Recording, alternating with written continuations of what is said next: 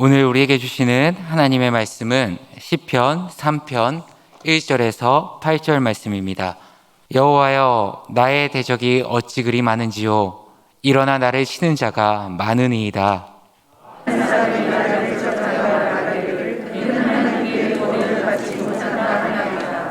여호와여, 주는 나의 방패시요 나의 영광이시요 나의 머리를 드시는 자신이다.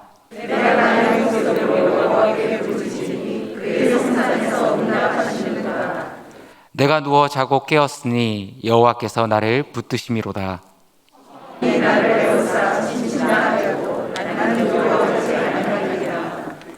여호와여, 일어나소서. 나의 하나님이여, 나를 구원하소서. 주께서 나의 모든 원수의 뺨을 치시며 악인의 일을 꺾으셨나이다. 구원은 여호와께 있사오니 주의 복을 주의 백성에게 내리소서. 아멘. 코로나 이후에 우리 오늘 샤론 찬양대 대원들 가장 많은 인원이 앉은 것 같아요. 그렇죠? 소리도 한층 업그레이드 되고 감사합니다. 오늘은 어찌 이렇게도 많습니까? 라는 제목으로 시편 3편 우리 말씀을 함께 살펴보고자 합니다. 인생의 어두운 밤을 보낼 때가 있습니다. 그때 찾아오는 주된 감정 가운데 하나가 이 절망과 두려움입니다. 이 어두움의 밤을 보낸다는 것은 이 절망으로 점철된 시간이기도 합니다. 이 어둠이 끝나지 않을 것 같아서 계속 그 시간은 두려움의 연속이기도 합니다. 그런데 더 큰 절망은 내일도 이러한 시간이 끝나지 않을 것이라는 더 큰 절망이 찾아올 때가 있습니다. 그러니까 내일에 대한 소망이 없게 됩니다. 그러면 두려움이 찾아옵니다. 이 고통의 시간이 언제 끝날지 모르는 두려움에 사로잡혀서 아무것도 할 수 없을 때가 많이 있습니다. 자, 그렇다면 이러한 상황에 놓여 있을 때 어떻게 해야 하는지 우리 시편 3편은 이에 대해서 우리에게 어느 길을 가야 하는지를 가르쳐주고 있습니다. 이 시편 3편을 기록한 이 시편 기자는 지금 어떠한 상황에 놓여 있습니까? 그 상황을 알 수 있는 것이 표제에 담겨 있습니다. 우리 성경책을 보시면 아마 파란색 글씨로 표제가 적혀 있을 것입니다. 표제를 보면은 다윗이 그의 아들 압살롬을 피할 때 지은 시라고 되어 있습니다. 그러니까 지금 이 시를 지은 시편 기자가 어떠한 상황인지를 다윗이라고 합니다. 그리고 압살롬의 반역에 의해서 지금 도망가고 있는 상황 속에서 이 시편을 기록했다고 알려줍니다. 이 시편의 배경은 사무엘하 15장부터 17장의 내용을 담고 있습니다. 다윗은 한 10여 년 넘게 광야에서 사울 왕에게 쫓기는 삶을 살았습니다. 그 이후에 그는 유다의 왕이 됩니다. 그리고 유다의 왕으로 7년 6개월을 통치합니다. 그러다가 통일 이스라엘의 왕이 됩니다. 이제 통일 이스라엘의 왕이 되었으니 얼마나 마음이 편안하겠습니까? 그리고 그 시대가 태평성대였기 때문에 이 왕으로서는 너무나도 풍요로웠을 것입니다. 대부분 다윗을 괴롭히던 사람들은 제거되었거나 아니면 다윗의 편에 서 있었습니다. 그래서 그는 늘 승승장구했을 것입니다. 두려울 것이 아무것도 없었습니다. 그런데 이 아들 압살롬이 반란을 일으킵니다. 한순간에 예루살렘에서 쫓겨나서 다시 도망자 신세로 살아가게 됩니다. 하루아침에 적이 많아진 것입니다. 어떤 일이 벌어졌습니까? 먼저 백성들의 마음이 다윗에게로부터 떠났다고 합니다. 우리 사무엘하 15장 13절 말씀을 참고로 봅니다. 전령이 다윗에게 와서 말하되 이스라엘의 인심이 다 압살롬에게로 돌아갔습니다 라고 말합니다. 이 다윗을 따르던 많은 백성들 중에 대다수가 이미 압살롬에게 마음이 넘어갔다는 것입니다. 물리적으로 다윗의 편보다는 압살롬의 편이 더 많아졌음을 기록하고 있습니다. 자, 이러한 보고를 받자 다윗은 어떠한 감정을 느낍니까? 우리 사무엘하 15장 14절 말씀을 봅니다. 일어나 도망하자. 그렇지 아니하면 우리 중 한 사람도 압살롬에게서 피하지 못하리라. 빨리 가자. 두렵건대 그가 우리를 급히 따라와 우리를 해하고 칼날로 성읍을 칠까 하노라. 이렇게 고백합니다. 아들 압살롬의 반란 소식을 들은 다윗은 서둘러서 예루살렘을 떠나려고 합니다. 압살롬에게서 피하지 못하면 목숨을 빼앗길 수도 있다고 생각하면서 두려움을 느낍니다. 다윗의 두려움이 얼마나 컸는지 뭐라고 합니까? 빨리 일어나서 도망가자. 빨리 가자. 두렵다. 그들이 급히 우리를 따라오면 큰일 난다 하면서 이 빨리라는 단어가 들어가 있는 그런 표현을 사용합니다. 다윗이 압살롬의 반역에 대해서 얼마나 당황했는지 그리고 얼마나 허둥대고 있는지를 이 표현을 통해서 우리가 추측해 볼 수 있습니다. 또 다윗이 어떠한 상황을 직면하게 됩니까? 도망가는 가운데에 바후림이라는 곳을 갔습니다. 근데 그곳은 이 사울의 친척들이 살고 있는 곳이었습니다. 그 중에 이 시므이라는 사람을 만납니다. 이 시므이가 어떻게 합니까? 이 다윗을 보고서 당장 여기서 나가라고 소리를 지릅니다. 그러면서 하는 말이 이 사무엘하 16장 7절입니다. 시므이가 저주하는 가운데 이와 같이 말하니라. 피를 흘린 자여, 사악한 자여, 가거라 가거라 하면서 내쫓습니다. 이 다윗이 직면한 이 상황을 한 문장으로 정리하면 바로 오늘 설교의 제목입니다. 어찌 이렇게 많습니까? 입니다. 어찌 이렇게 나를 대적하는 사람이 많습니까? 이 한 문장으로 이 다윗이 직면한 상황을 정리할 수가 있습니다. 그래서 다윗은 오늘의 시편을 시작하면서 이렇게 고백을 합니다. 1절 말씀을 봅니다. 여호와여, 나의 대적이 어찌 그리 많은지요. 일어나 나를 치는 자가 어찌 그리 많은지요. 라고 이야기합니다.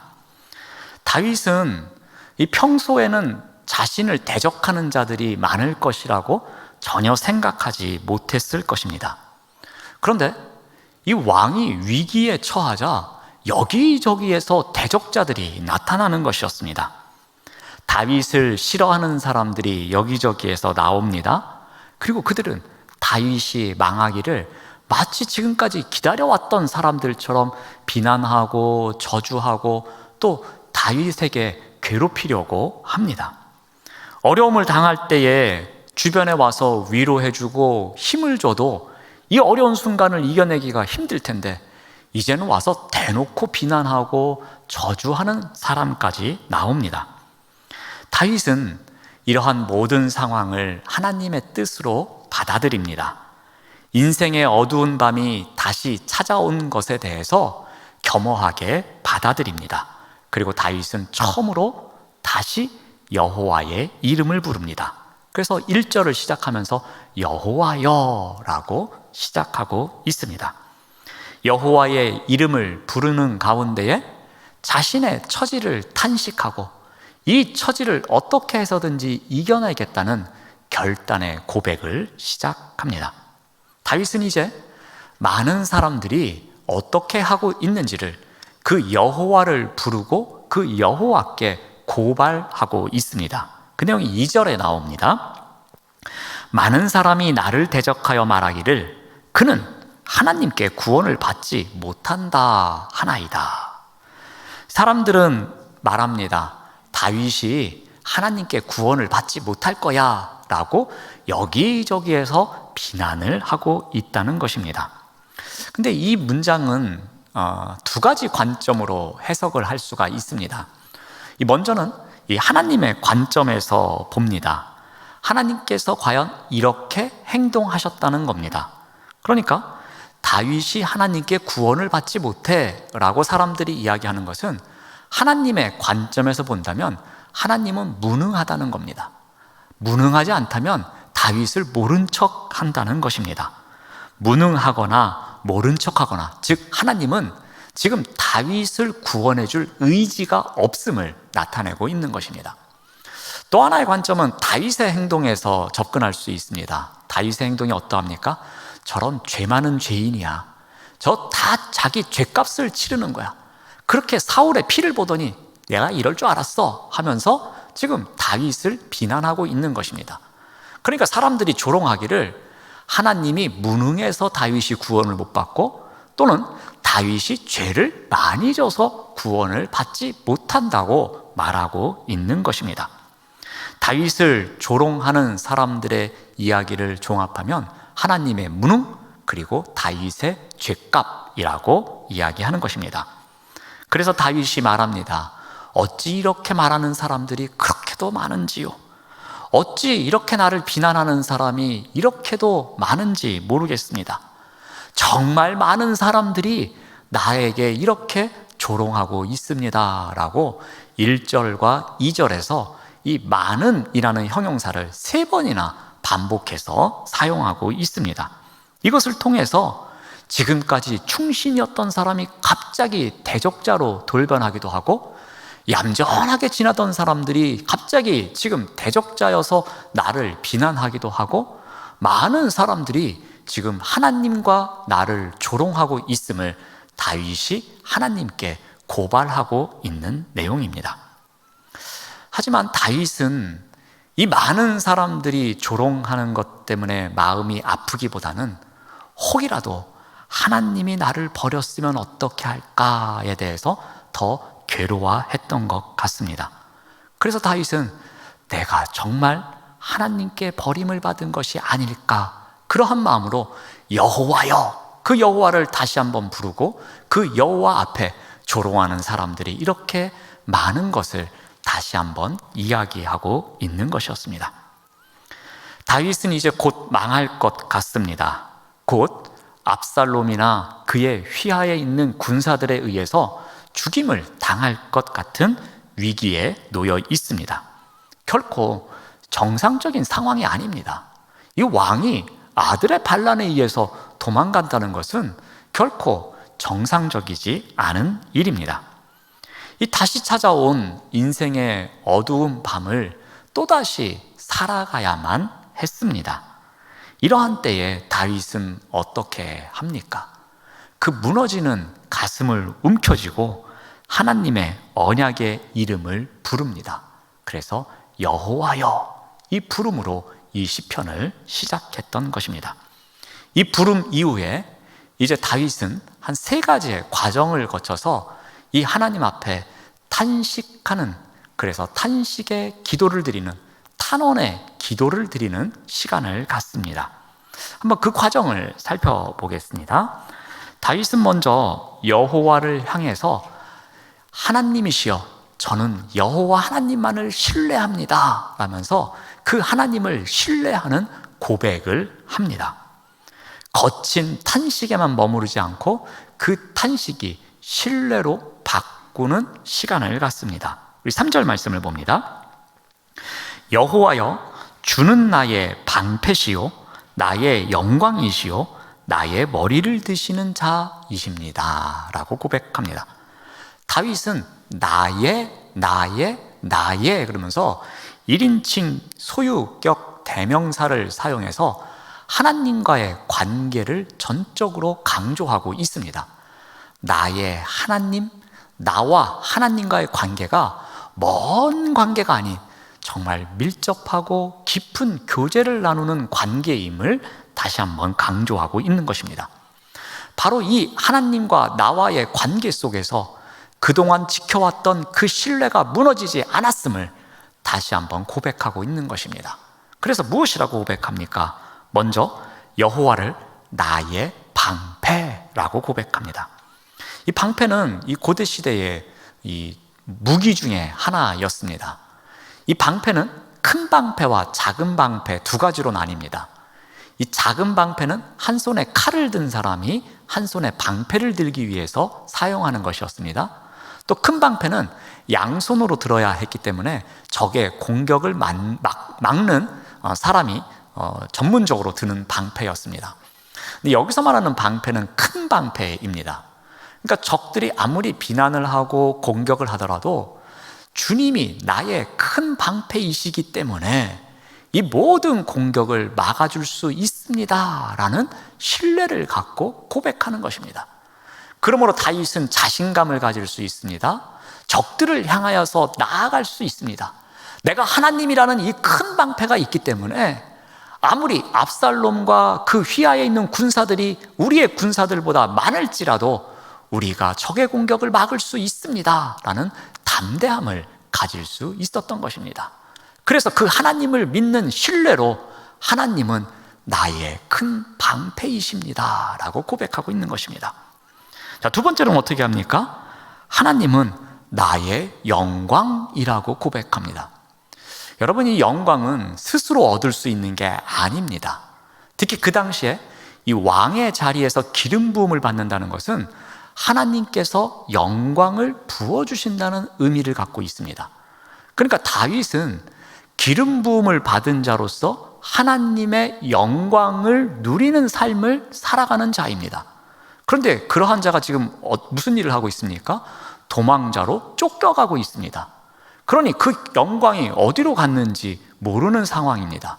그런데 다윗이 어떻게 고백합니까? 하나님은 저에게 기름을 부어주시면서 하나님의 영광을 저에게 주신 분이 아니십니까?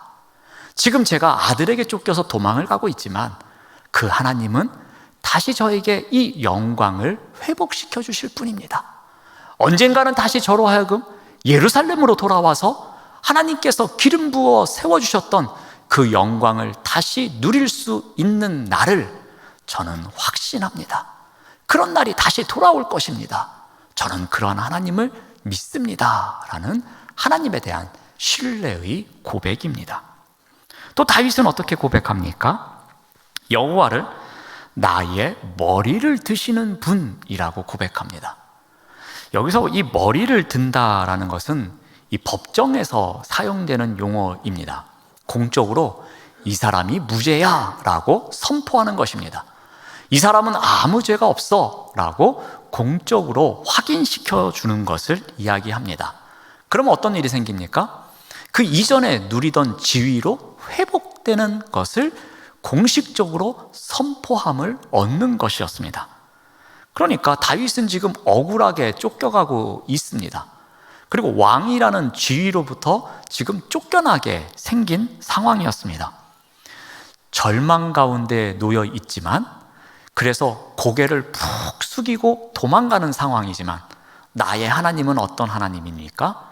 그 머리 숙인 나를 다시 머리를 들 수 있도록 회복시켜 주시는 분이라는 겁니다.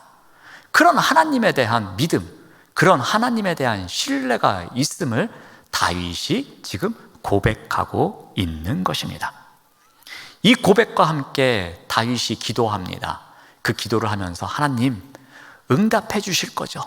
나의 방패이시고 나의 영광이시고 나의 머리를 다시 들게 해주실 하나님이시여, 저에게 응답해 주실 것이죠 라고 기도하고 있습니다. 그 내용이 바로 4절입니다. 내가 나의 목소리로 여호와께 부르짖으니 그의 성산에서 응답하시는도다 라고 합니다. 내가 부르짖고 기도하는데 하나님께서 어디서 응답하신다고 합니까? 성산, 즉 거룩한 산입니다. 그곳은 어디입니까? 시온입니다. 시온은 예루살렘과 동격이라고 말씀드렸습니다. 그런데 그 시온은 다윗에게 어떤 곳이었습니까? 기름 부음을 받아서 왕으로 세움을 받은 곳입니다.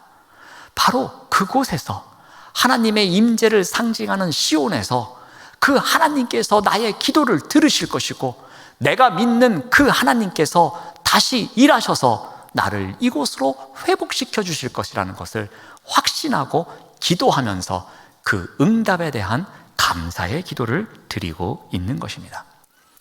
여러분, 이 탄식시는 일종의 감사시편이라고도 합니다.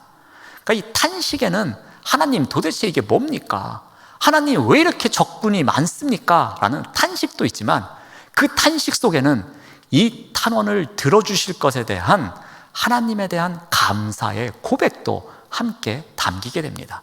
그러니까 이 고백 가운데는 하나님께서 이미 응답을 들어주실 것이라는 것에 대한 확신을 담고서 기도하고 있는 것입니다. 인생의 어두운 밤을 보내면서 다윗은 어떻게 하고 있습니까? 여호와를 향한 다윗의 확신을 고백하고 있습니다. 여호와를 더욱 굳게 붙잡고 있는 것이었습니다. 그와 동시에 여호와께서 응답해 주실 것이라는 확신을 갖고 기도의 자리로 나아가고 있는 것입니다. 자, 이러한 다음에 다윗이 해결할 것이 무엇이었냐면 자신의 마음속에 잠재하고 있는 두려움을 제거하는 일이었습니다. 두 번째로 다윗은 바로 이 두려움의 문제를 해결해 갑니다. 다윗은 어마어마한 사람들이 자신을 에워싸서 끌어내리려고 하기에 두렵다고 했습니다. 그런데 이 시편 3편 6절에서는 어떻게 고백하고 있습니까? 천만인이 나를 에워싸 진친다 할지라도 나는 두려워하지 않겠습니다 라고 고백합니다. 다윗이 전쟁할 때마다 옆에서 도와주는 수많은 용사들이 있었습니다. 그의 왕권을 물려줄 만한 든든한 자녀들도 있었습니다. 그리고 그가 의지했던 사람들이 함께 또 도와주는 그런 많은 사람들도 있었습니다. 그런데 이제 그들이 적이 되어서 마치 10,000명이 자신을 에워싸는 것과 같은 그런 일이 지금 벌어졌습니다. 사방으로 다윗을 에워싸는 적군들이 너무나도 많았습니다. 이러한 가운데 당연히 두려움에 가득할 수밖에 없는 상황입니다. 그런데 그럼에도 불구하고 이 위기가 절정에 올랐음에도 불구하고 다윗은 어떻게 고백하고 있습니까? 나는 두렵지 않습니다 라고 고백하고 있습니다. 이 소용돌이의 한가운데 놓였음에도 불구하고 그는 두렵지 않다고 고백하는 겁니다. 과연 이 비결이 어디에 있습니까? 이 확신이 어디에서 나온 것입니까? 바로 5절에 그 정답이 있습니다. 5절 말씀을 봅니다. 내가 누워 자고 깨었으니 여호와께서 나를 붙드심이로다 라고 합니다. 여호와께서 나를 붙들어 주시기에 나는 두려워할 필요가 없다 라고 고백하고 있는 것입니다. 여호와께서 나를 붙들어 주시기에 이 인생의 어두운 밤인 지금 이 시간에도 나는 누울 수 있고 나는 잠을 잘 수 있고 그러면 다시 하나님께서 깨워주시는 그 아침을 맞이할 수 있다고 고백하고 있습니다. 나의 생명을 지켜주시는 그분, 그 하나님이 계시기에 내가 두렵지 않습니다. 나의 생명의 주인이신 그 하나님께서 나를 꽉 붙들어 주시기에 나는 두렵지 않습니다 라고 고백하고 있는 것입니다. 이러한 고백이 있기에 그는 평정심을 가질 수 있었습니다. 두려움 없이 잠을 잘 수 있었습니다. 대적이 바로 옆에서 둘러치고 있을지라도 하나님께서 방패가 되어 주시기에 그를 보호해 주실 것이 확실했기에 그는 두려움 없이 이 도망자의 삶을 살 수 있었던 것입니다. 자, 인생의 어두운 밤을 보내고 있는 다윗은 어떻게 합니까? 여호와를 향한 신뢰가 커졌습니다. 그래서 부르짖으며 나아갑니다. 그러한 가운데 그 마음 한편에 자리 잡고 있었던 두려움이 하나씩 하나씩 떠나기 시작합니다. 그러한 가운데 평정심을 얻게 됩니다.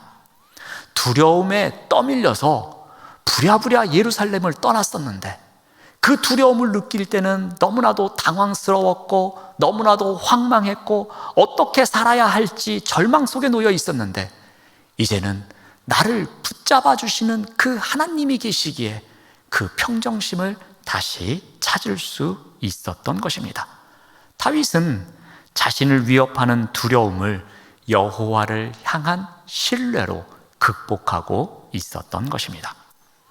이제 마지막 단계입니다. 다윗이 이제는 구체적으로 기도하는 자리에 나아갑니다. 하나님을 전적으로 신뢰하기 시작했습니다. 그러한 가운데서 자신이 갖고 있었던 두려움을 뿌리치고 새로운 평정심을 되찾습니다. 그러한 가운데 이제는 나와 백성들을 위한 구체적인 기도를 시작합니다.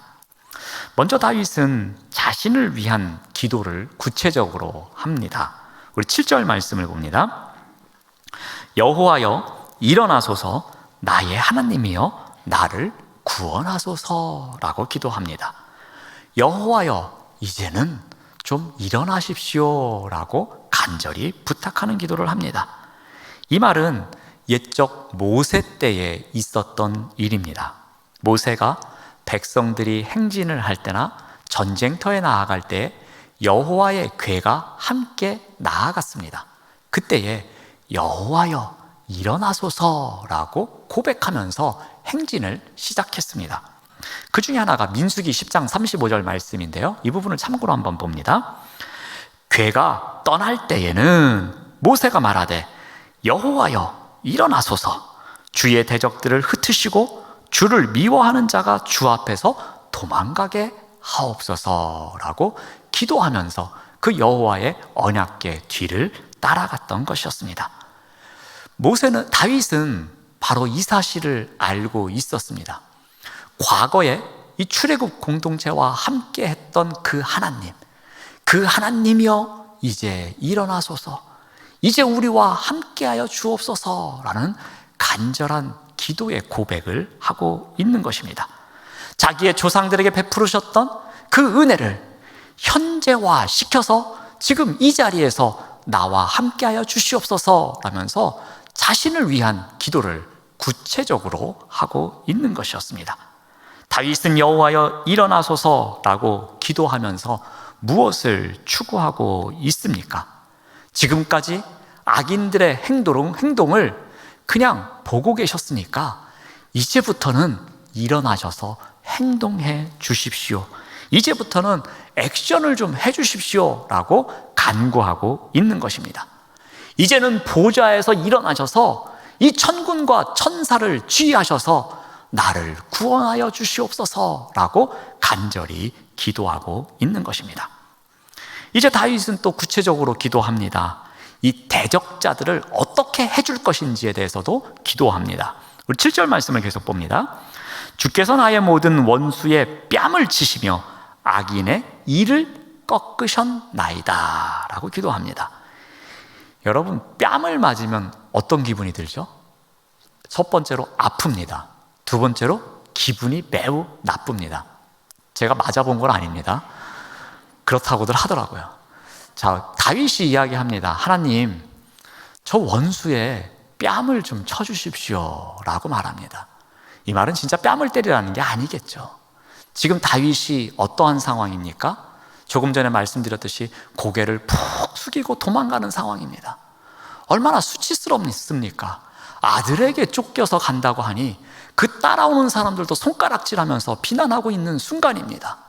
그러니 내가 당한 이 수치를 저 대적자들도 당하게 해주십시오라는 말입니다. 내가 지금 당하고 있는 이 부끄러움을 저들도 당하게 해주십시오라면서 구체적으로 기도하고 있는 것입니다. 그 다음에 기도는 조금 잔인합니다. 뭐 어떻게 얘기해요? 악인의 이를 뽑아달래요. 악인의 이를 꺾어달래요. 여러분, 이런 기도 하시면 안 됩니다. 그런데 지금 다윗은 이런 기도를 하고 있는데 이 기도 또한 의미가 있습니다. 이 악인들은 잔인해요. 그래서 이것을 마치 이 사나운 짐승의 이빨처럼 묘사한 겁니다. 그러니 그 사나운 짐승의 이빨로 물어 뜯잖아요. 그러니 그 얼마나 아프고 또 피가 나고 힘들겠습니까?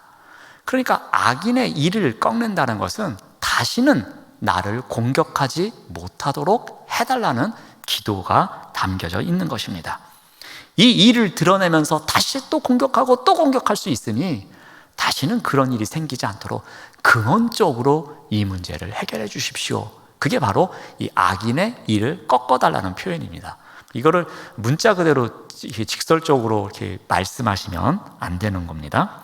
자, 그런 의미를 담고서 이 대적자들을 물리쳐 달라고 하면서 구체적으로 다윗이 기도를 합니다.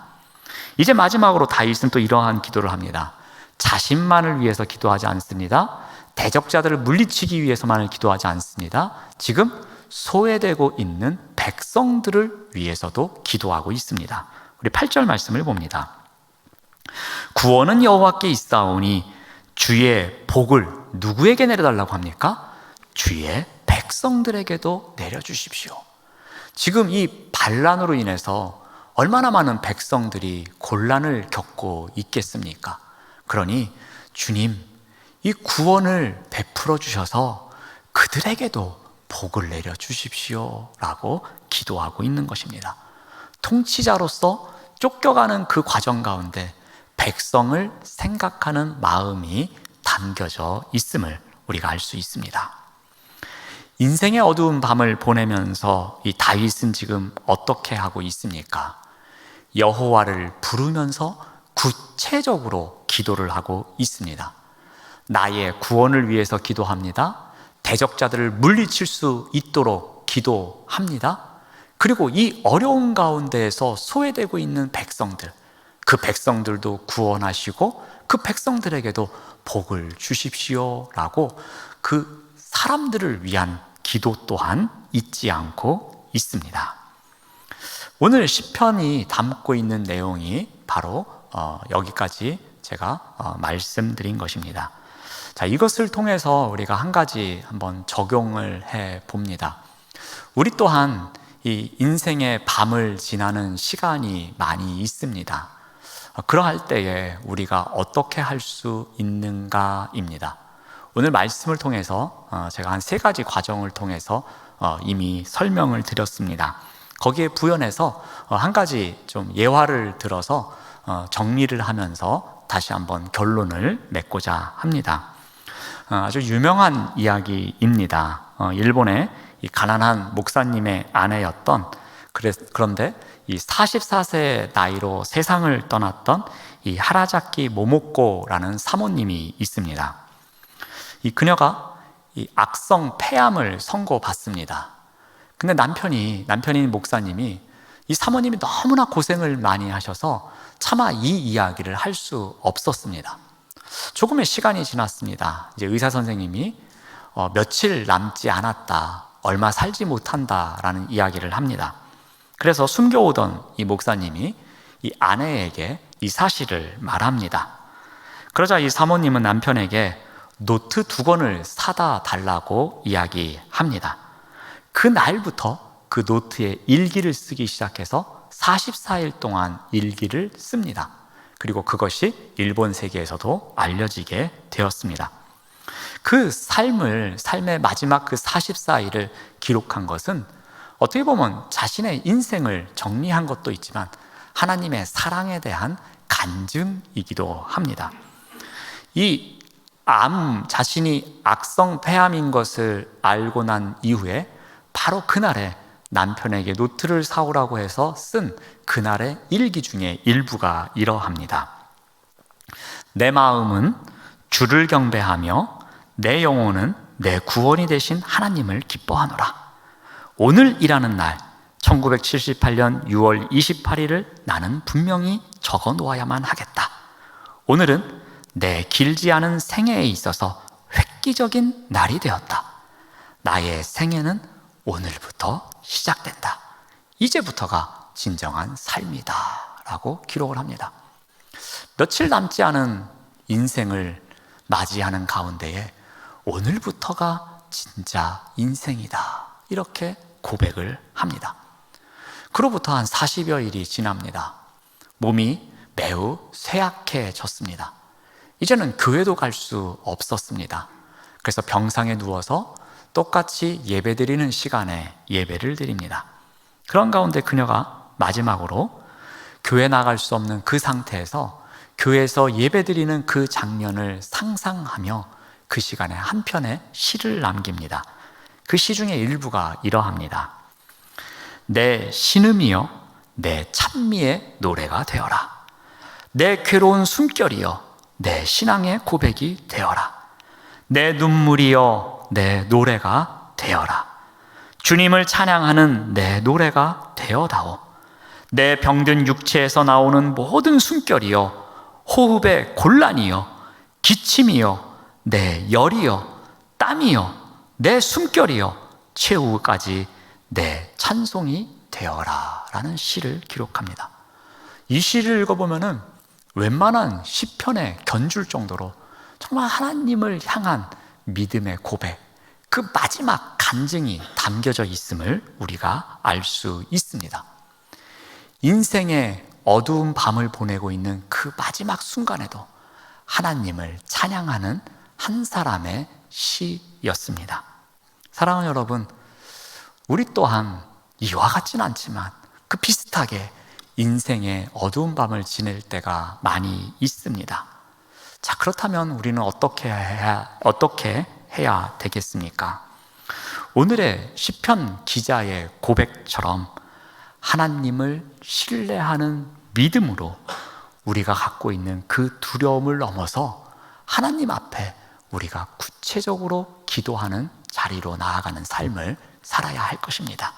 또한 우리가 인생의 어두운 밤을 지나는 바로 그 순간에도 우리 하라자키 모모코 사모님의 시처럼 우리가 밤의 두려움 속에서 좌절하고 절망하고 그곳에서 주저앉고 포기하는 것이 아니라 언젠가는 새로운 아침을 열어주실 그 하나님을 찬양하면서 그 찬미의 제사를 드리며 살아가는 것이 우리의 의무이고 우리가 해야 할 일이라고 생각합니다. 우리가 아무리 인생의 어두운 밤을 지날지라도 우리가 탄식하는 자리에서만 머무르는 것이 아니라 그 탄식이 감사의 기도가 될 수 있도록 우리가 좀 더 성숙한 신앙을 갖고 살아가시는 우리 모두가 되시기를 바랍니다. 기도하겠습니다. 하나님 감사합니다. 인생의 어두운 밤을 살아가는 상황 속에서도 나의 방패가 되시며 나의 영광이 되시고 나의 머리를 드시는 오직 주님만을 의지하며 살아갈 수 있도록 인도하여 주시옵소서. 예수님의 이름으로 기도드립니다. 아멘.